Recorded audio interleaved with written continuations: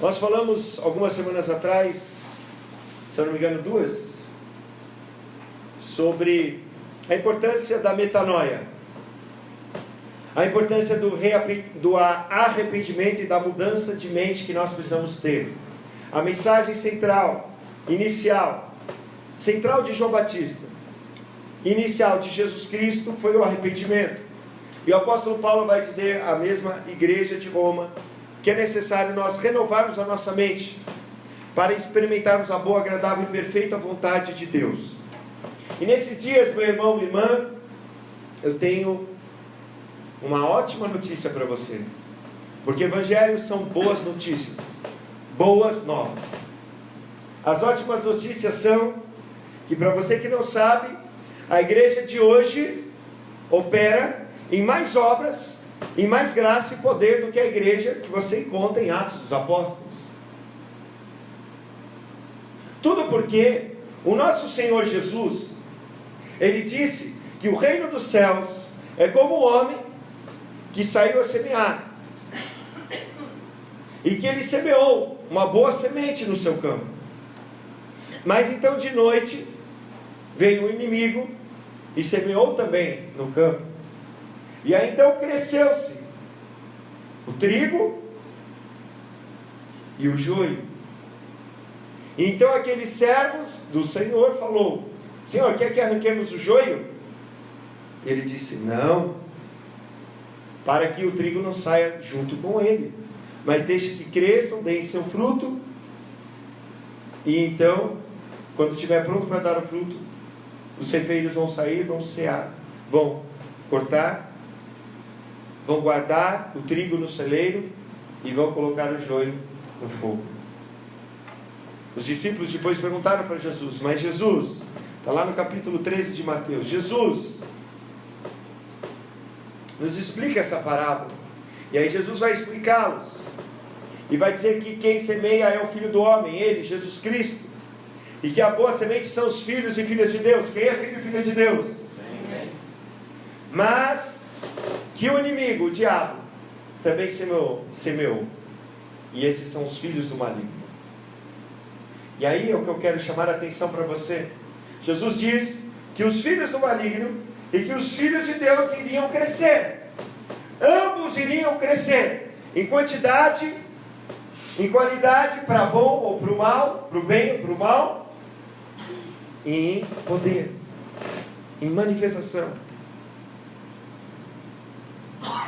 Mas ele diz que então os anjos iriam ceifar no final dos tempos, iria dividir, iria colocar os filhos de Deus junto com Deus no seu celeiro, no céu, e os filhos do maligno no inferno.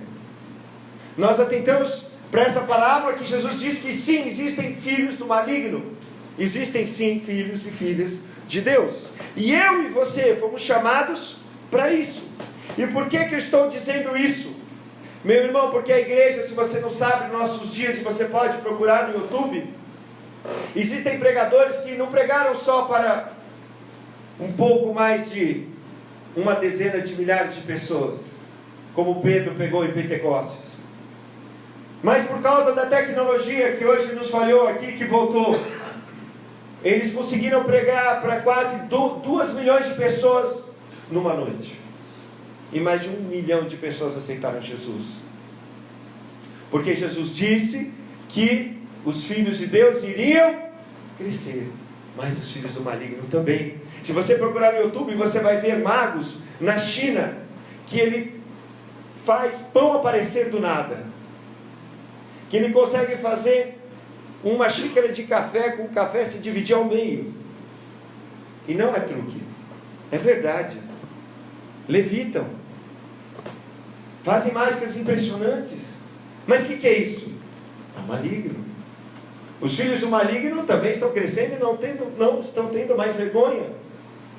É só você ligar, você que ligou a TV ou ouviu as notícias e viu que eles não têm vergonha de professar aquilo que eles vivem. Eles escarnecem, tentam escarnecer, coitados, tentam escarnecer dos cristãos, do nosso Cristo,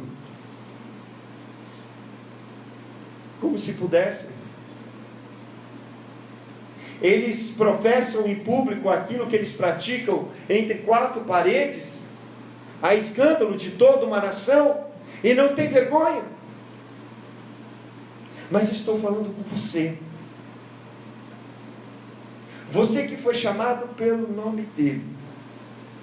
O nome que é sobre todo nome.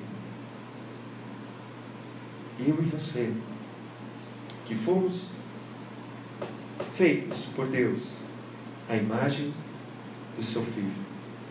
Por isso, essa é a primeira mensagem de algumas mensagens: ser como Jesus e fazer o que Cristo fez. Nesse texto, o apóstolo Paulo está dizendo para a igreja de Roma que Deus, por ser Deus, Ele nos conheceu de antemão. Ou seja, Ele, na sua presciência, Ele sempre nos conheceu. E apesar de você e de mim dizer que temos muitas falhas, muitos problemas, muitas dificuldades, muitos medos, Deus de antemão te conheceu. Me conheceu. E por causa disso, Ele também está escrito na nossa Bíblia, predestinou, mas uma melhor tradução, se eu fosse aquele que fosse traduzir, predeterminou, para sermos a imagem do seu Filho. Predeterminar não é predestinar no sentido de que, já que Deus falou, vai ser feito, porque daí anularia a nossa participação na salvação, que é a fé. Ou não? Não somos salvos pela graça de Deus, mediante a fé? Sim ou não? Sim. E se Deus escolhe quem vai ser salvo e quem não vai ser, que Deus que é esse? Que não dá chance para todos iguais. Não. Por isso que Deus vai dizer lá em Ezequiel 18, vai dizer assim, ó: eu não me alegro com a morte de ninguém, por isso convertei-vos e vivei. Por isso que Jesus e João Batista disse: arrependam-se. Ele não falou, ó, Deus vai fazer vocês se arrepender. Não, arrependam-se. Nós temos que nos arrepender, claro, mediante a ação do Espírito Santo. Mas o Espírito Santo, ele não acusa, ele convence. E no entanto, meu irmão, minha irmã, Deus está me chamando, está te chamando nesses dias para viver a plenitude de ser filho. E o apóstolo Paulo, ele sabia disso. E por isso que ele disse para a igreja dos Gálatas: eu sofro até agora dores de parto, até que Cristo seja formado em vocês. Por isso que o apóstolo Paulo orava pela igreja de Éfeso. E ele orava e pedia a Deus que ele fortalecesse no íntimo do seu poder, por meio do Espírito, aqueles irmãos, para que habitasse Cristo no coração deles, e para que eles fossem arraigados e alicerçados no amor, e para que eles fossem tomados de toda a plenitude de Deus. Meu irmão, minha irmã, os filhos do maligno não têm mais vergonha. Eles falam nas ruas que servem Satanás, eles falam nas ruas que, e eles praticam nas ruas atos obscenos, que se eu e você falarmos alguma coisa, porque isso, segundo a nossa lei, quando alguém comete um ato obsceno em público, o que vai ser preso? Do quê? Atentado ao pudor. Mas se eu e você falarmos alguma coisa, vamos dizer que é homofobia. E eu digo uma coisa, é pistisfobia. Que pistis é fé. E eles estão tendo preconceito da nossa fé, porque a nossa Constituição guarda toda a filosofia, ideologia e religião. Mas o que eu quero chamar para você, meu irmão, minha irmã, é que é tempo de nós renovarmos a nossa mente, e se não for a palavra de Deus, porque você ouviu na primeira mensagem, que quando nós aceitamos a Deus, confessamos com a boca, queremos com o coração, nascemos de novo, sim. Mas a nossa mente não é mudada. E por isso eu e você não podemos conformar com esse século, não podemos conformar com a religião, com a religiosidade. Precisamos nos voltar completamente para a palavra de Deus e para aquilo que está escrito. Porque o joio está crescendo, mas o trigo também. Glória a Deus. Glória a Deus. Glória a Deus. Meu irmão, o trigo está crescendo e glória a Deus por isso. Eu com alguns irmãos fui viajar para Curitiba, fui no congresso ali, e nós, uma igreja inteira, 3.000 pessoas, saímos para orar pelas pessoas, para evangelizar nas ruas. Glória a Deus por isso. Jovens que não estavam pulando o carnaval, não estavam caindo no chão na avenida, de overdose de drogas, de overdose de bebida, mas que estavam ali no culto, deitados no chão, cheios da graça e do poder de Deus, amém? Estavam ali cantando, correndo nos corredores, glorificando o nome do nosso Deus. Você pode falar glória a Deus por isso? E que depois, quando foram chamados para evangelizar no carnaval, foram. E que depois iam contar o testemunho de que era tanta gente que não dava para todo mundo contar. Mas ele chegava e dizia assim: mas então eu fui num lugar, e aí então orei para uma pessoa, e a pessoa disse que não tinha cartilagem no joelho. E eu orei e a pessoa falou: o que é isso que está acontecendo? E aí ela falou: fica de pé. E aí a pessoa começou a andar, e a cartilagem foi feita, nova, milagre de criação. Jovens, pessoas comuns, como eu e como você. Porque os filhos do maligno vão crescer, mas os filhos de Deus também vão crescer. Mas nessa noite, meu irmão, para que a gente possa vivenciar isso no nosso dia a dia, porque é comum, porque para um filho, para uma filha de Deus andar no sobrenatural é comum, amar os outros é comum, porque o amor de Deus é derramado nos nossos corações. O que nós precisamos, meu irmão, minha irmã, é nos voltarmos para a palavra de Deus, voltar para aquilo que Jesus disse. Ele disse assim: se o grão de trigo não cair na terra e não morrer, não pode dar fruto. Mas se ele cair na terra e morrer, pode dar muito fruto. Está lá em João 12. Jesus Cristo falou assim: e o Filho do Homem será glorificado. Aonde? Na cruz. E ele morreu por nós. E quando ele morreu como filho, ele nos deu direito a se tornar filho. Porque está escrito lá em João 12: a todos quanto receberam deles o direito de se tornarem filhos de Deus, a saber, os que creem no seu nome. A palavra ali para direito, outras versões está poder, mas na verdade significa autorização. Deus deu uma autorização para nos tornarmos filhos. Por quê? Porque um filho, a semente do filho primogênito, não mais unigênito, porque nesse texto está escrito primogênito. Unigênito é único e primeiro. Primogênito é primeiro de muitos irmãos. Morreu para gerar pessoas comuns que vão se tornar como Jesus Cristo. Mas você vai falar: eu? Sim, você.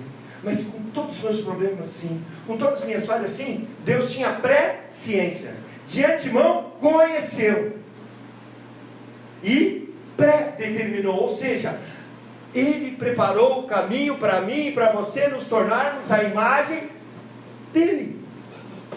Não é pelo seu mérito, porque bondade não leva ninguém para o céu. Diga comigo: bondade não leva ninguém para o céu, só a santidade. E a santidade perfeita.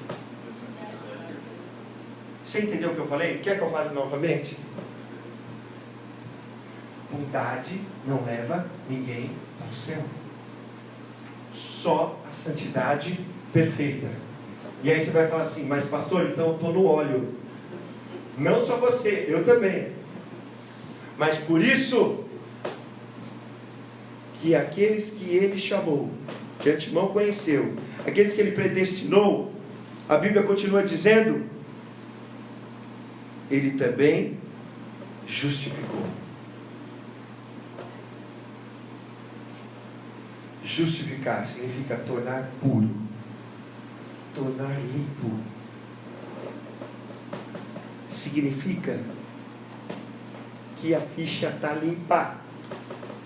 Temos paz para com Deus. Aquilo que Jesus Cristo fez na cruz, porque a Bíblia diz que sem derramamento de sangue não há remissão de pecados, e por isso que o sangue de Jesus nos purifica. Se andarmos na luz como Ele está na luz, o sangue de Jesus nos purifica de todo pecado. se confessarmos os nossos pecados, Ele é fiel e justo para nos perdoar de todo pecado. Porque nós temos um advogado diante de Deus, Jesus Cristo, o justo. Então, num estalar de dedos, quando eu e você pecamos, nós confessamos, purifica. E Deus olha para mim e para você como olha para Jesus. Porque só os puros de coração verão a Deus.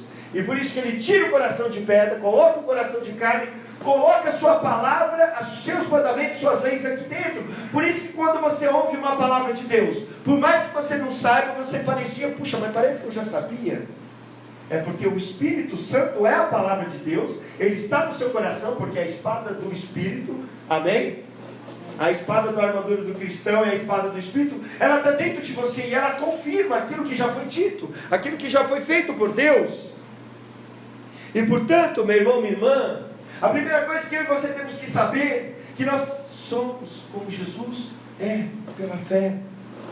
Somos salvos pela graça, mediante a fé. Isso não vem de vós, para que ninguém se glorie. Mas Deus preparou de antemão boas obras para que andássemos nelas. Sem santidade, sem santificação, ninguém verá a Deus. E por isso a santidade de Jesus é a exigência para sermos salvos, para irmos para o céu e para nos tornarmos filhos.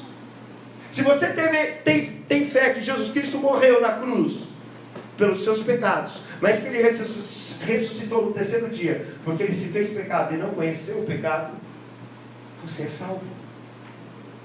E o Espírito Santo vem morar dentro de você. Porque se o Espírito Santo não está dentro de você, você não é filho de Deus. Mas porque nós somos filhos, o próprio Espírito testifica com o nosso Espírito que somos filhos de Deus. Porque aqueles que não têm o Espírito de Cristo não são dele. Mas portanto, porque nós somos criados, olha só, a imagem, o texto diz, olha, criados, feitos, predestinados para serem conforme a imagem do seu Filho. Não é outro tipo de filho. Se Jesus é o Filho de Deus, aquele que Deus se agrada e se apraz, assim nós somos agora, porque nós não somos criados uma segunda característica, segundo nível de filho, o mesmo tipo, da mesma linhagem, pela fé, pelo que Cristo fez e deixou a cruz vazia, nos tornamos filhos. Então a primeira coisa que eu e você temos que saber é que nós temos que ser como Jesus é, para depois fazer o que Cristo fez. Primeira coisa, em Jesus nós temos que ter o mesmo caráter e a mesma santidade, há o mesmo amor e o mesmo poder, porque nós somos feitos iguais. O mesmo Espírito que estava sobre ele, agora pode estar sobre nós. No entanto, uma coisa é necessária, e por isso que Jesus falou, vão e façam discípulos. Porque o discípulo pensa como seu mestre, age como seu mestre, e faz tudo igual ao seu mestre. Ele pensa, ele age, ele reproduz tudo o que o seu mestre faz, fala, pensa e age de acordo com o mestre. Mas no entanto isso envolve a minha alma e a sua alma, a sua mente e a minha mente, e essa precisa ser renovada pela palavra de Deus.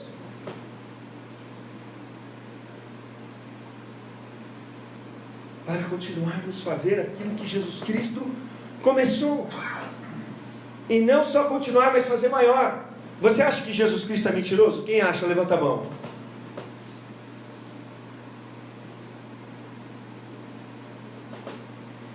João 14, 9. Você não me conhece, Filipe? Mesmo depois de eu ter estado com vocês durante tanto tempo, quem me vê, vê o Pai. Como você pode dizer, mostra-nos o Pai? Você não quer que eu estou no Pai e o Pai está em mim? As palavras que eu lhes digo não são apenas minhas, ao contrário, são do Pai que está em mim, realizando a sua obra. Crê em mim. E quando digo que estou no Pai, que o Pai está em mim, ou pelo menos creio por causa das mesmas obras. Digo-lhes a verdade, aquele que crê em mim também fará as obras que eu tenho realizado.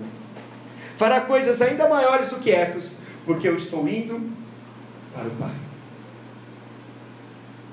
A gente vai fazer a obra igual de Jesus? Maiores. E por que nós não estamos fazendo? Porque o inimigo criou em nós sofismas, mentiras, fortalezas, teologias que adentraram dentro da igreja, religiosidade que nos fez não ver aquilo que ele falou. Está escrito, ponto final. Ele disse: os céus e a terra passarão, mas as minhas palavras, a palavra que sai da minha boca fará aquilo que me apraz, ou seja, aquilo que eu desejo. E o desejo dele é encher a terra de filhos. Foi esse o desejo desde o princípio. Foi o que ele disse para Adão e Eva, enquanto ainda era imagem e semelhança. Mas agora nós não somos só parecidos com Deus, porque semelhança é parecido, mas o texto é bem claro para dizer que nos fez a imagem do seu Filho.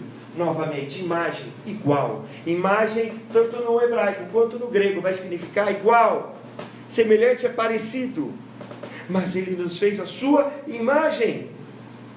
E aí então Jesus vai dizer: e o meu Pai é glorificado nisso, que vocês venham, o quê?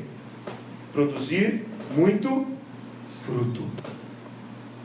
As mesmas obras que eu comecei, as mesmas obras que Jesus começou. E sempre quando Jesus fala de obra, ele está falando de sinais, prodígios, maravilhas e milagres. Ele está dizendo: ó, vocês não creem em mim porque você acha que eu não sou aquilo que você esperava na sua teologia, então creia, pelo menos por causa das obras. E aí foi isso que Nicodemos falou para Jesus: olha, Jesus, ninguém pode fazer o que o Senhor faz se Deus não estiver com ele. Ele teve coragem de falar no meio de um monte de fariseu que não cria, que estava preocupado com o que os outros estão pensando. E por isso eu e você não podemos estar preocupados com o que os outros estão pensando, porque os filhos do maligno não estão nem aí. Foram entrevistar aquele carnavalesco que fez aquela arte, ele falou: não estou nem aí, era para polemizar, não estou nem aí, porque não acontece nada. Então eu e você vamos ter vergonha daquele que nos redimiu, daquele que antemão nos conheceu. Pensa bem, pensa o seu currículo agora, fecha os olhos, pensa no seu currículo, no meu currículo. Ele nos conheceu e ele predeterminou mesmo assim para nascermos com a imagem do seu Filho. E continua o texto e diz: e nos chamou. E aos que também predestinou, também chamou. Chamou, convocou, convidou para colocar numa nova posição de ofício. Ele te convocou. Não foi o exército brasileiro que te convocou, foi ele que te convocou. Cara, eu? Você? Ele já sabia, mas ele te chamou para quê? Depois que ele te predeterminou para ser a imagem do Filho. Depois que ele te predeterminou para ser a imagem do Filho, ele te convocou. Amém? Amém. Porque antes tinha um Jesus na terra e agora pode ter vários, desculpa, não sei nem se existe o português, Jesuses. Não para serem adorados, não, mas para continuarem fazendo o que Jesus fez. O que Jesus fazia? O que a Bíblia diz? Jesus ia fazendo o bem por toda parte que ele ia, destruir as obras do maligno. Por isso que ele disse: vocês são luz do mundo. Nós temos que continuar aquilo que Jesus começou. Você vai falar: eu saí, eu falei para os irmãos que estavam lá comigo, toda vez que a gente ouvia uma palestra, a gente saía para evangelizar na rua. Eu falei assim: vamos aprender coisa nova? Não vão comigo não. Escolhe alguém para ir, e aí vocês vão num grupo novo. Eu fui com um jovem, não falei que era pastor, para não inibir ninguém, e fui com uma menininha de 18 anos, depois eu descobri que ela tinha 18 anos, assim, uma menina tímida, toda tímida. E aí saímos com eles para evangelizar. E no meio do evangelismo até tomei um tapa na cara. Glória a Deus por isso? Glória a Deus? Puxa, então eu não vou evangelizar, pastor. O senhor tomou. Mas Jesus vai dizer lá em Mateus 5: bem-aventurados sois vós quando vos injuriarem, maltratarem, perseguirem e fizerem todo tipo de mal. Você pode dar uma glória a Deus? Dá uma glória a Deus? Eu falei para a pessoa: pode bater do outro lado, eu te amo do mesmo jeito. Mas a gente entrou num restaurante E aí então eu vi uma moça que ela mancava e que dava para ver que uma perna era menor que a outra. Então eu fui ali orar por ela, lá no meio do restaurante, porque a gente saiu para evangelizar na hora do almoço, mas estava com fome. Então eu posso continuar evangelizando enquanto eu estou no almoço? Sim ou não? Jesus não fez isso quando ele estava ali no tanque de Samaria e chegou aquela mulher sozinha e os discípulos tinham buscado comida? Sim ou não? Sim. É bíblico ou não? Sim. É bíblico falar de Jesus fora das quatro paredes da igreja? Sim ou não? Sim. Jesus falou mais sobre Deus dentro ou fora da igreja, da sinagoga? Então por que a gente não fala? A gente só quer as coisas da religião que são boas para nós. Mas ali eu fui orar por ela. Para a glória de Deus, eu creio que Deus curou ela, cresceram os 4 centímetros da perna dela. Amém? Amém. Mas depois a gente saiu para vários lugares, aquela menina viu aquela coragem, depois aquela menina lá subiu, eu não fui lá, tá? Mas na igreja, para dar testemunho para 3.000 pessoas, ela subiu lá pequenininha e deu testemunho de tudo que Deus tinha feito já num outro grupo que ela foi. Glória a Deus, você pode dizer glória a Deus? Glória a Deus. Porque Ele já preparou para sermos iguais a Ele. E o diabo está te enganando e me enganando. Mas, meu irmão, minha irmã, lá no livro de Hebreus, capítulo 1, a palavra de Deus vai dizer que Jesus Cristo, no versículo 3, é o resplendor da glória de Deus e a expressão exata do seu ser. Quando diz ali expressão exata do ser de Deus, existe uma palavra ali que todos nós conhecemos, mas que é encontrada apenas uma vez na Bíblia, e que no original é caráter. Já ouviu falar de caráter? Então olha só, caráter. E a raiz dessa palavra vem quando ia fazer uma moeda, por exemplo. Para você fazer uma moeda, primeiro você tem que fazer um molde, certo? Para depois você colocar em cada moeda e todas ficarem com aquele mesmo formato. Amém? No entanto, eu fui pesquisar e tem uma palavra muito parecida que tem mais vezes na Bíblia, que se eu não me engano, se eu não estiver falando errado, é carigma. Caragma ou carigma, não sei se eu escrevi certo ou errado aqui. Mas o que eu aprendi? O que eu vi nisso hoje? Que a palavra para molde é Jesus. E que a outra que recebe o molde somos nós. Só tem uma vez usada essa palavra caráter, expressão exata de Deus, para Jesus. E para nós. Quando Deus imprime isso dentro de nós, é uma outra palavra usada várias vezes. Caragma. Então o que Deus está dizendo? Olha só, Jesus, Ele expressou em nós, imprimiu em nós, no nosso interior, a mesma essência daquilo que Ele era e daquilo que Deus é. Amém? Amém. Para que eu e você possamos ser, primeiramente, como Ele é. E o que Ele era? Expressão exata do ser. Mas o que mais? Ele se fez pecado, mas Ele não conheceu o pecado. Amém? E o que eu quero falar com você nessa noite é que para sermos como Jesus é, nós temos que olhar para a palavra de Deus. E nós vamos ver lá em 1 João, capítulo 3, versículos 7 ao 10, nós vamos ver o apóstolo João dizendo assim, olha,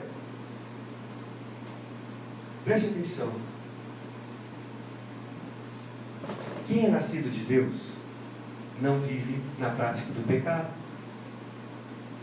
Aquele que continua na prática do pecado, na verdade não é filho de Deus, é filho do diabo. Portanto, todo aquele que odeia o seu irmão, não conhece a Deus. Mas eu quero chamar a atenção, para antes de tudo isso, no versículo 6, ele vai dizer assim, todo aquele que permanece nele, não vive pecando. Todo aquele que vive pecando não viu e nem o conheceu. Tem um sério problema para eu e para você, depois de termos nascido de novo, o Espírito Santo vem morar em nós e nos convence do pecado, da justiça, do juízo. Nós não fomos feitos para pecar. Pecar é errar o algo, pecar é fazer algo que você não foi feito para fazer, que vai, primeiramente ser ruim para mim e para você, que vai quebrar nossa comunhão com Deus e vai ser ruim para a sociedade e para todos. Quem está lendo o livro de Levítico vai ver que o pecado do sacerdote caía sobre todo o povo, e a gente tem que entender que hoje, lá em Apocalipse 1, todos nós somos reis e sacerdotes. Então o nosso pecado como igreja traz problema para a nossa nação, e por isso é sério. Eu e você não podemos mais viver na prática do pecado. Lá no Salmo 37, 27 diz: aparte-te do mal e faz o bem, e será perpétua a tua morada. E o que eu quero te chamar a atenção nessa noite não é só praticar o mal, mas é não fazer o bem. Porque o irmão do Senhor Jesus vai dizer assim: pensem pois nisso, quem sabe que deve fazer o bem e não faz, comete pecado. Não é só não fazer o mal, não é só não mentir, mas se você e eu somos a forma de Deus alcançar uma pessoa e nós não falamos porque nós temos vergonha, nós pecamos. Jesus falou assim: aqueles que quiserem vão e façam discípulos. Aqueles que quiserem vão, preguem o Evangelho. Foi isso que ele falou? O que diz no final de Mateus 28? Vão e façam discípulos sobre todas as nações. Que diz no final de capítulo Marcos, agora estou pensando em um, estou falando outro. Marcos 16. O que diz? Vocês não sabem? Não? Então abra a sua Bíblia. Então você não vai ter mais desculpa. Vamos lá. Abre a sua Bíblia em Marcos 16. E vamos ler o versículo 15. Não, mas antes de falar dos sinais. Você estava falando: não vou porque não tenho sinal. Não é isso. Olha só. Marcos 16, 15. Ide por todo o mundo e pregai o Evangelho a toda criatura. Não é só não fazer o mal, é fazer o bem. Se você não faz o bem, você sabe, a Bíblia diz que se você não sabia, você sofrerá poucos açoites. Mas se você sabia, você sofrerá muitos açoites. É o que a Bíblia diz. Você quer que eu fale a verdade para você ou mentira? Você prefere que eu fale em amor para você, e aí a gente possa mudar, ou depois você dá a cara para bater e ver o que vai acontecer? Então, aonde que está o problema? Porque se eu... Então estou falando de dois problemas. Eu faço mal. Eu roubo, eu mato, eu minto, eu cobiço, eu traio, enfim, faço tudo mal. Mas eu estou do outro lado aqui. Pastor, não faço tudo isso. Eu sou um bom cristão. Você fala de alguém para Jesus? Não. Você cuida de alguma vida? Não. Então, ou você está daquele lado, está desse, ou está nos dois. De qualquer jeito, eu e você estamos no óleo. Agora que você ouviu a pregação, você devia ter ido embora. Os açoites serão pior. Se você está ouvindo na internet, agora a coisa está feia. Mas eu quero mostrar para você aquilo que Deus me revelou. Onde que está o problema? Presta atenção. O versículo, 1 João 3,6. Todo aquele que permanece nele não vive pecando. Todo aquele que vive pecando não o viu e nem o conheceu. Jesus, no final do seu sermão da montanha, em Mateus 7, do 21 ao 23, ele vai dizer assim: nem todo que diz Senhor, Senhor entrará no reino dos céus, mas aquele que faz a vontade do meu Pai. Muito daquele dia dirão: mas Senhor, eu expulsei demônios no teu nome, eu curei os enfermos, eu profetizei. E ele vai dizer assim no versículo 23: eu lhes direi claramente, nunca os conheci. Afasta-se de mim, vocês que praticam o mal. Então eu vou dizer para você bem devagarzinho. Nós podemos saber sobre Deus, mas não conhecer a Deus. Vou dizer de novo para que você possa entender melhor. Você pode saber sobre Ele, mas não conhecer a Ele. E aonde que está o problema do pecado? O problema do pecado está em não conhecer a Deus. e não é informação teórica sobre Ele. Porque essa informação eu e você temos muito mais do que aqueles que estão lá fora. Sim ou não? Sim. O problema está que a gente sabe sobre Ele e não faz o que Ele manda. Quando a gente diz Senhor, quer dizer que Ele é dono. Ah, Senhor, mas isso eu não gosto. Os discípulos falam assim: Senhor, aumenta a nossa fé. Depois que Jesus fala que tem que perdoar 70 vezes 7. Como pode suceder isso? Aumenta a nossa fé. E aí Jesus vai dar um exemplo do quê? De um servo que trabalhou no campo, depois voltou para casa à noite, preparou a janta para o seu senhor chegou, ele preparou, pôs a mesa, fez tudo, e teve que ficar lá até a hora do senhor ir dormir, e o senhor não falou muito obrigado. Ele vai dizer assim: olha, depois de tendo feito isso, digam apenas, somos servos inúteis. Ou seja, Jesus nos mostrou o caminho da fé. O caminho da fé é fazer o que Ele mandou. Simples. Faça o que Ele mandou. Não posso escolher, essa parte eu faço, essa parte eu não faço. Então, você tem dois senhores, e ninguém pode servir a dois senhores. Isso eu faço, isso eu não faço. Não é seu Senhor. Se Ele não é Senhor, não pode ser Salvador. Se confessar com a boca que Ele é Senhor, será salvo, se crer com o coração. Para que crer com o coração, eu tenho que me sujeitar com tudo. Não só no que eu gosto, principalmente no que eu não gosto. Amém? Então olha só, os religiosos não conheciam Jesus. E aí que está o problema, não conhecer. Em João 8, Jesus vai ter um longo discurso, uma longa discussão com os fariseus. E Jesus vai dizer assim: vocês não me conhecem. Se eu dissesse que eu conhecesse vocês, eu seria mentiroso. Ou se eu dissesse que eu não conheço a Deus, mas eu conheço. Ele diz assim: olha, vocês podem me acusar de algum pecado? Se eu estou falando a verdade, por que vocês não creem em mim? Aquele que pertence a Deus, ouve o que Ele diz. Vocês não o ouvem porque não pertencem a Deus. Mas, no entanto, Jesus vai dizer que esses religiosos, eles queriam se salvar sozinhos. Ele diz assim: vocês são escravos. Eles falam: nós não somos escravos de ninguém. Mas ele diz assim: todo que comete pecado é escravo do pecado. E eles estavam dizendo: mas nós podemos nos salvar sozinhos. Mas ele disse: não, se o Filho vos libertar, verdadeiramente sereis livres. Ele vai dizer para eles em outra ocasião, em Mateus 15, vai dizer assim: seu coração está longe de Deus, seus lábios em vão adoram a Deus, mas o seu coração está longe, e não passam de regras ensinadas por homens. Por quê? Porque a gente pode saber muito sobre Deus e não conhecer a Deus. Nós podemos saber sobre Ele e não conhecer a Ele. Você sabia que na oração de Jesus, na maior oração de Jesus na Bíblia, em João 17, está escrito no versículo 3: e esta é vida eterna, que te conheçam, o único Deus verdadeiro, e a Jesus Cristo, a quem enviaste.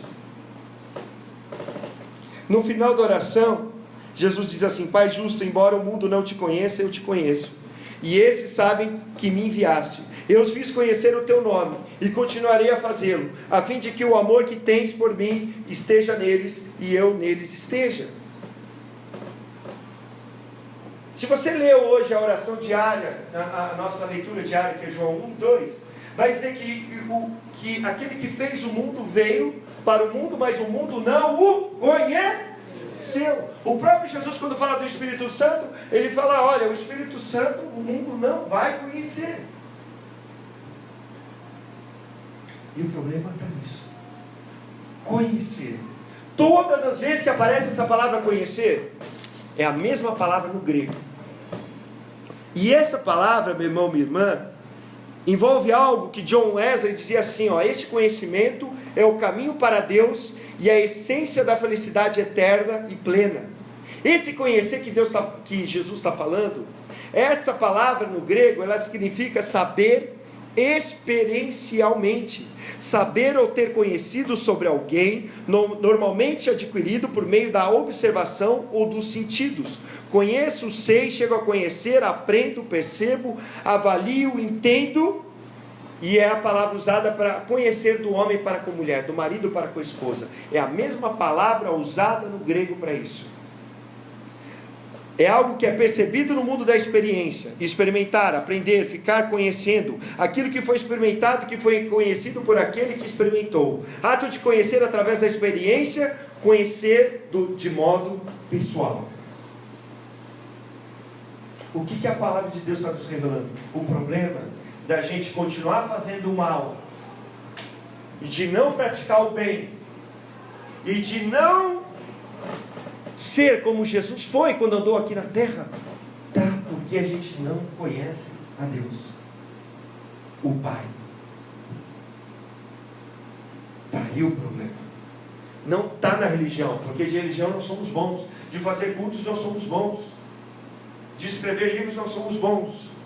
Nós somos bons em tudo isso. Na aparência externa somos muito bons, mas o nosso coração pode estar muito longe. E apesar de termos títulos, apesar de decorarmos textos, podemos estar muito longe. E por que não fazemos isso? E por que nos revoltamos? Porque não conhecemos a Deus. No entanto, Jesus vai dizer assim: eu sou o bom pastor, eu conheço as minhas ovelhas e elas conhecem a mim. Se eu e você somos ovelhas de Jesus, nós vamos ser como Ele é.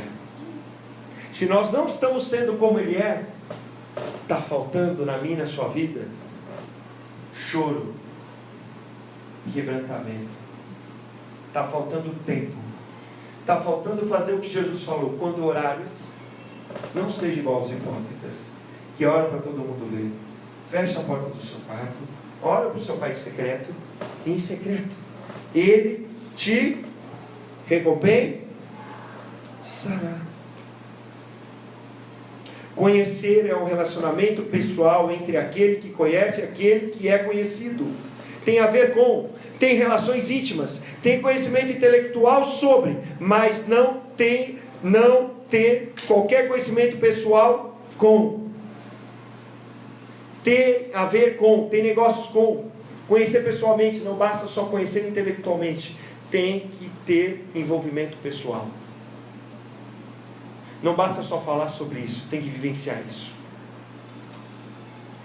E eu e você somos daqueles que tem uma raiz na nossa história, do coração aquecido, da experiência pessoal de Wesley, que não era salvo, e que não se sentia salvo, e que tinha medo da morte, até que então ele confiou plenamente naquilo que Cristo fez, e seu coração foi aquecido. Então ele experimentou a fé.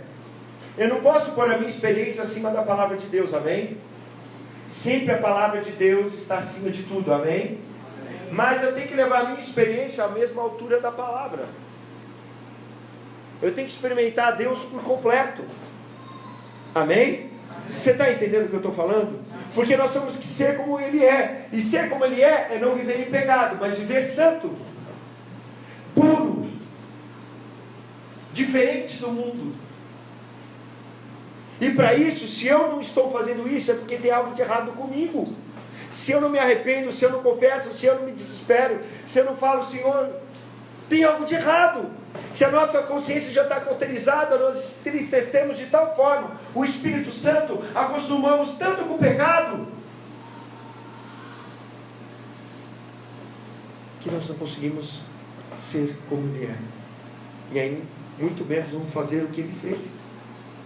Mas eu tenho uma mensagem para você. Você que ora, mensagem diária todo dia, está lá no começo. Vai dizer que hoje, olha só, nós temos um caminho preparado para a presença de Deus. E esse caminho, novo e vivo caminho, é o sangue e o corpo de Jesus. O corpo de Jesus era como um véu. E o sangue de Jesus era como o sangue daqueles animais que eram oferecidos, mas tinham que ser oferecidos dia após dia, anos após ano. E quem podia entrar na presença de Deus era só o sumo sacerdote, uma vez por ano.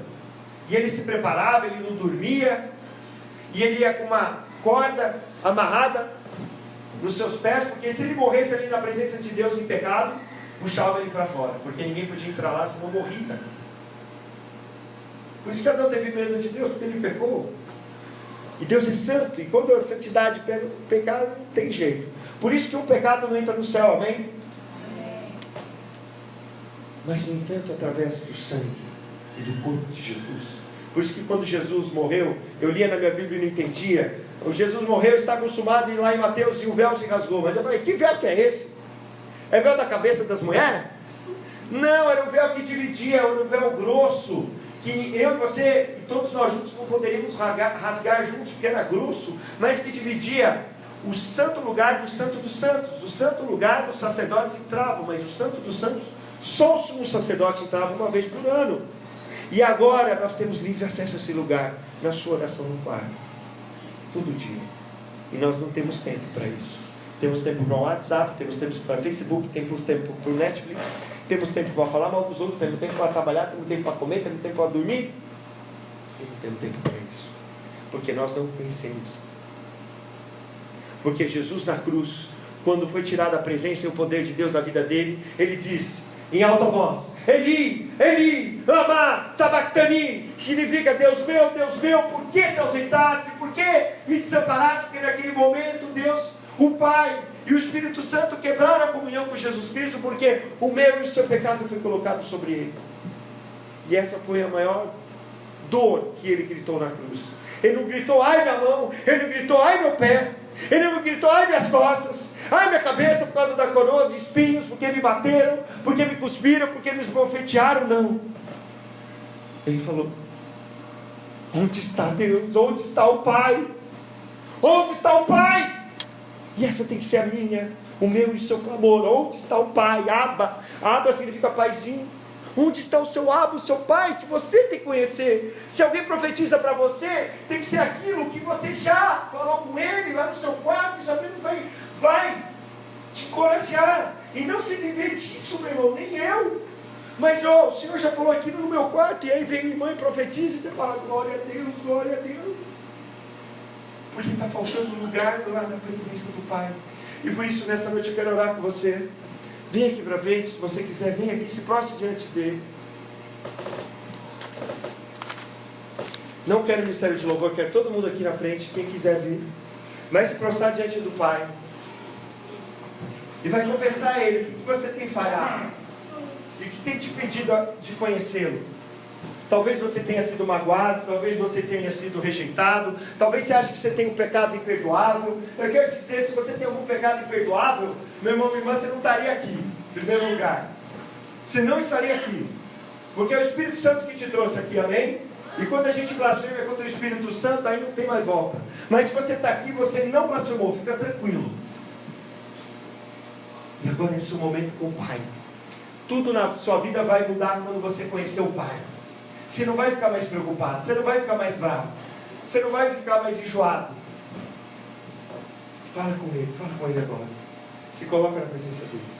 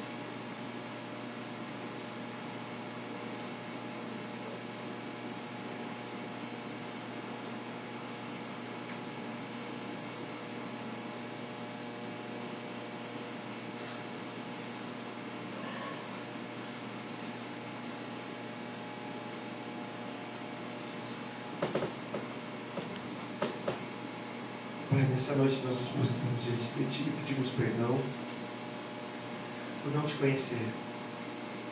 Nós temos medo, nós perdemos a paciência, nós desistimos, nós não cremos, nós não confessamos, nós não falamos, nós nos ardemos nosso coração mais, porque na verdade nós não te conhecemos na plenitude do que tu és.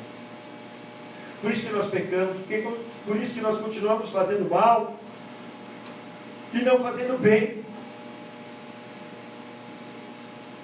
Mas por isso nessa noite, Senhor, nós recebemos a Tua palavra sobre as nossas vidas, pela Tua graça, que diz que aqueles que de antemão o Senhor conheceu, o Senhor também predeterminou para serem conformes à imagem do seu Filho, a fim de que seja o primogênito entre muitos irmãos.